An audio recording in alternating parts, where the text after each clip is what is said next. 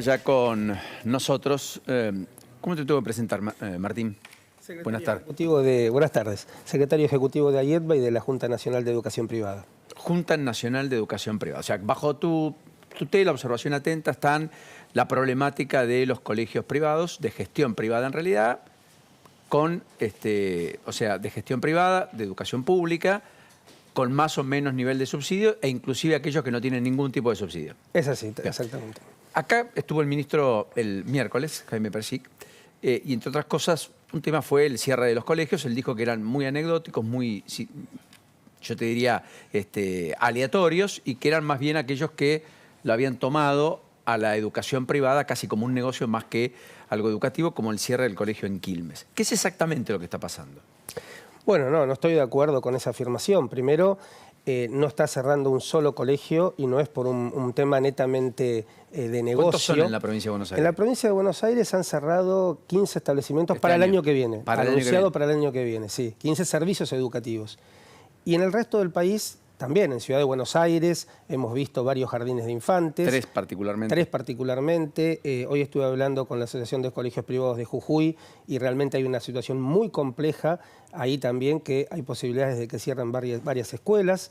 Y también a veces no es el cierre total de la escuela, pero sí hay escuelas que han fusionado cursos, han cerrado turnos. O sea, hay una situación... O sea, que dejan menos vacantes. Exacto. Para los años lectivos posteriores. Nosotros hicimos un relevamiento donde hay 200 escuelas que manifestaron crisis y 30 de ellas, bueno, que tenían posibilidades ciertas de cierre, y de hecho muchos los estuvimos viendo en estos días. ¿Y hay colegios que incluso han sido estatizados? ¿O que hay proyectos para estatizarlos? En La Pampa está ocurriendo esto en este momento. ¿Hay 8 escuelas? ¿8 son? 8 escuelas, sí, que van a ser estatizadas.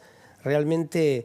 Esto ha pasado en la provincia de Buenos Aires, ha ocurrido sí, claro, en varias oportunidades, y realmente no es bueno porque la educación privada y sobre todo ese tipo de escuelas que nacen en las comunidades, muchas veces hay poblaciones que tienen solamente escuela estatal y la propia comunidad creó la escuela privada, ¿no?, de más de 50 años en algunos casos, y que lleguen a un extremo donde hoy por determinadas situaciones no puedan funcionar, realmente no es bueno. ¿Y eso es por merma en los subsidios en términos relativos, quiero decir, que no han ido acompañando el proceso de la inflación, o por la morosidad de esas cuotas que deben pagar los papás y que no están en condiciones de poder solventar?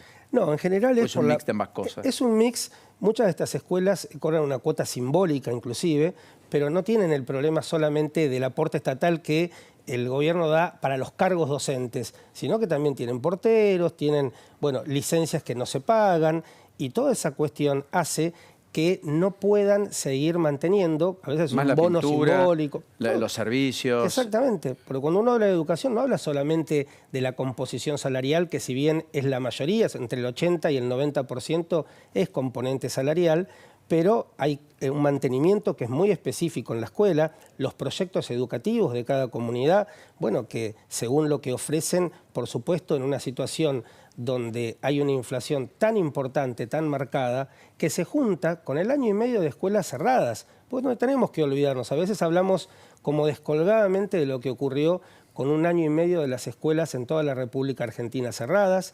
AIEDBA y la Junta Nacional de Educación Privada fuimos los primeros en pedir que se abran las escuelas cuando veíamos todo lo que estaba ocurriendo, y no te hablo solo de lo económico, que fue muy malo, sino también de las consecuencias que veíamos en los alumnos. Claro, en términos pedagógicos además.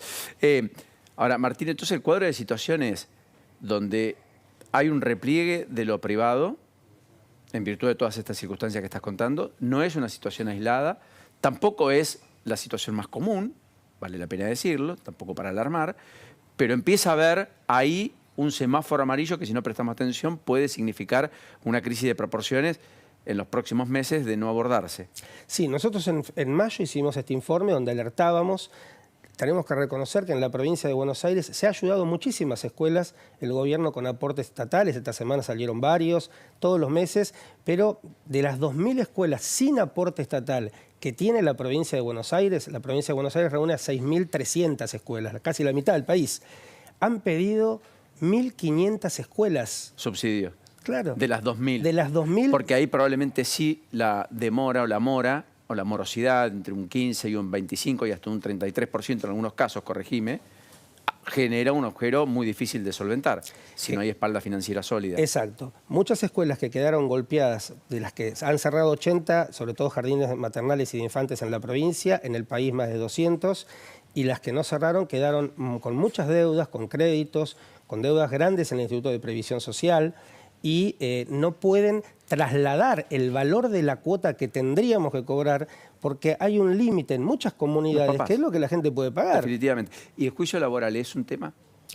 Es un tema porque... Como el resto de la economía, quiero decir. Totalmente. Las escuelas, además de todas las características particulares que tenemos, los proyectos educativos y lo que significa para una sociedad, también somos pymes. Y esto es un factor que a veces no se tiene en cuenta y, como toda pyme y una institución privada, además de los servicios que aumentan permanentemente, de todo lo que tiene que ver con el mantenimiento del edificio, que es muy complicado, también tenemos las cuestiones laborales, etcétera, como las otras pymes, pero nuestro sector, para recuperarse, no es como tal vez el tema de restaurantes, que después de la pandemia hubo un rebote bastante inmediato. Muy fuerte. Nosotros entre 5 y 10 años calculamos que es la recuperación de las escuelas. Por eso muchas de ellas en este momento no lo pueden hacer a esa recuperación y lamentablemente... O sea, a la pandemia le vino la casi hiper. Totalmente. Y acá hablamos de un empobrecimiento de la clase media, ¿no? O sea, que es el que básicamente termina allí, aunque no necesariamente el único. No necesariamente el único, pero es un gran componente y de alguna manera eso se ve en el momento de que vos podés dividir en 3 sectores, ¿no? De alguna manera la minoría de las escuelas, el 5% para el sector ABC1, que también tuvieron muchas quejas con matrículas con los aumentos, altas y finalmente, digamos, valores de 200, 300, 400 mil pesos. Tal cual, que nos obligaban antes del 30, hay una legislación del 90 que nunca se modificó, antes del 30 de septiembre, a anunciar valores para marzo, cuando no sabemos lo que va a pasar la semana que viene. Lo cual fue un problema, correcto. Un problema, la Secretaría de Comercio entendió este tema y lo ha prorrogado. O sea que ese tema todavía está en el aire.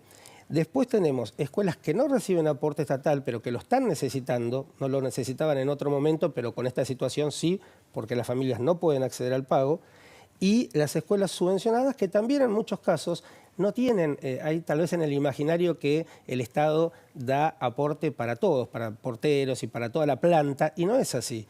A veces es parcial ese aporte y estas escuelas también están teniendo estas dificultades por la mora y porque, bueno, tienen un arancel sujeto a lo que el Estado determina. Martín, lo que has visto en las universidades con las campañas, en términos de la política más altisonante, con los casos en algunas escuelas, qué sé yo, ¿afectó también a la educación privada o está exenta? No, nosotros principalmente creemos desde ayer, desde la Junta Nacional de Enseñanza Privada, que eso no es bueno. La educación tiene que quedar totalmente al margen de estas disputas, ¿no?, que van para un lado o para el otro. ¿No han tenido casos en los colegios privados? En los colegios privados no. Se ha visto esto muchas veces en escuelas de gestión estatal, pero en los colegios privados hay un propietario, hay un directivo y realmente hay un ideario. Y hay mecanismos de sanciones y cuestiones que no se pueden hacer dentro del colegio. Y un ideario sobre todo que es el que el padre confía y realmente la escuela lo cumple y en ese ideario, bueno, la cuestión política en términos partidarios no está. Por queda de la puerta para afuera. Queda de la puerta para afuera, que es lo que debe ocurrir, sobre todo en un proceso tan complicado como el que estamos viviendo, tomar partido de una manera como la que a veces vemos, consideramos que no está bien el adoctrinamiento, no está bien las posiciones políticas que puedan inferir en un alumno, en un docente, cuando estamos en la educación, y la educación tanto de gestión estatal como privada, como vos siempre lo decís, porque muchas veces hasta funcionarios hablan de gestión de escuela pública refiriéndose, ¿no?, a escuelas privadas, y la escuela pública es la escuela de gestión privada y la escuela de gestión oficial, y ambas tienen que tener esta independencia de la política en términos partidarios. Martín, gracias, como siempre, enorme placer. Por favor. Esperemos que hablemos de cosas más gratas la próxima. Hasta la próxima. Gracias. Elio. Bueno, muy bien, abrimos nuevamente.